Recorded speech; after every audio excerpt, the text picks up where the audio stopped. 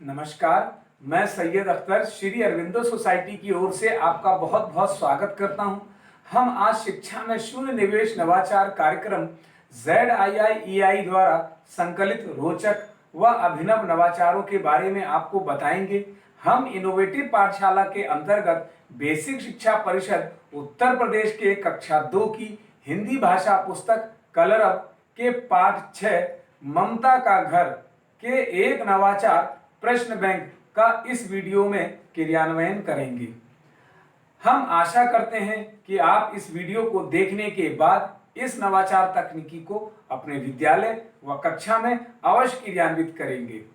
आइए पाठ का सार समझते हैं। ममता का घर एक ऐसी कहानी है जो हमारे ग्रामीण परिवेश का चित्रण करती है और भारतीय संस्कृति से रूबरू कराती है। घर वास्तव में हमारी मूलभूत आवश्यकता है, यह हम सभी जानते हैं। अतः हर व्यक्ति घर को सुंदर, स्वच्छ, आरामदायक बनाना चाहता है। इस कहानी में भी ममता नामक लड़की अपने घर और आसपास के वातावरण से परिचय कराती है। इस नवाचार की नवीनता और उपयोगिता को समझते हैं। इस नवाचार की नवीनता यह है कि छात्र स्वयं अपने सहपाठियों की सहायता से पाठ आधारित भिन्न भिन्न तरह के प्रश्नों का निर्माण करते हैं। इससे उनकी मौलिकता की उपयोगिता भी पता चलती है। आइए नवाचार क्रियान्वयन प्रक्रिया को समझते हैं। इस नवाचार क्रियान्वयन को करने के लिए पुनः अध्ययन नामक अवधारणा की सहायता से कहानी वाचन, आसपास के वातावरण व नाम वाले शब्दों से पाठ की समझ विकसित की जाती है। इस नवाचार को क्रियान्वित करने के लिए प्रश्न बैंक बनाने के हेतु कुछ निर्देश जारी किए जाते हैं। जैसे शिक्षक छात्रों को 7 समूहों में बांट देंगे। हर समूह से एक प्रतिनिधि होना चाहिए। प्रतिनिधि सभी प्रश्नों को संकलित करके प्रश्न बैंक तैयार करते हैं। हर समूह प्रश्न बैंक की उत्तर कुंजी भी तैयार कर लेता है। समूह चाहे तो प्रश्न बैंक को आसानी से आपस में अदला बदली भी कर सकते हैं।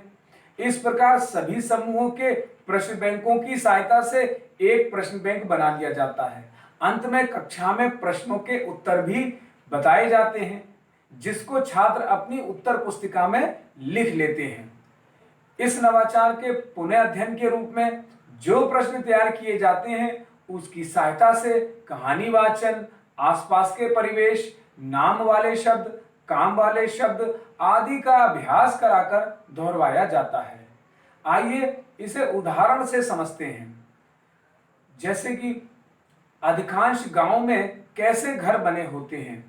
उत्तर रूप में कहा जाएगा कच्चे। ममता के घर की छत किससे बनी थी? फूस से। गांव में घरों के आगे क्या होते हैं? बरामदा। बच्चों को घरों में कहानी कौन सुनाता है? दादी। कुछ बच्चे नानी भी कह सकते हैं। बच्चे स्कूल क्यों जाते हैं? पढ़ने।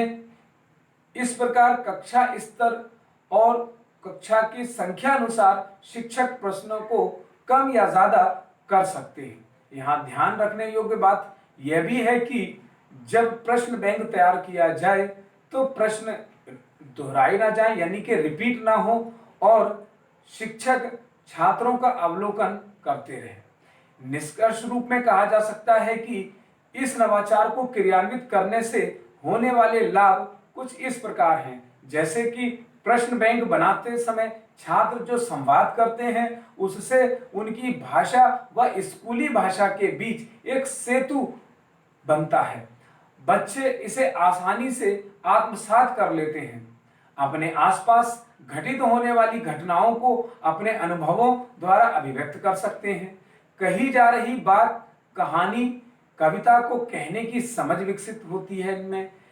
प्रश्न बैंक बनाते समय सूचना प्राप्त करने के लिए प्रश्न पूछना, निजी अनुभवों को साझा करना के साथ साथ अपने तर्क देने की क्षमता का निर्माण भी होता है। छात्र अपने निजी जीवन को भी अपने अनुभव से साझा करते हैं। वास्तव में यह नवाचार छात्रों की समझ को विकसित करता है। ये नवाचार आपको कैसा लगा? हम ऐसे कई दिलचस्प नवाचार आपके लिए लाते रहेंगे। आपसे अनुरोध है कि आप हमारा YouTube चैनल सब्सक्राइब जरूर करें। अगर ये वीडियो आप Facebook पर देख रहे हैं तो हमारा Facebook पेज भी लाइक करें। नीचे दिए गए लिंक पर जाकर के इनोवेटिव पाठशाला ऐप को डाउनलोड जरूर करें। इस वीडियो को देखने और लाइक करने के लिए आपका बहुत बहुत धन्यवाद।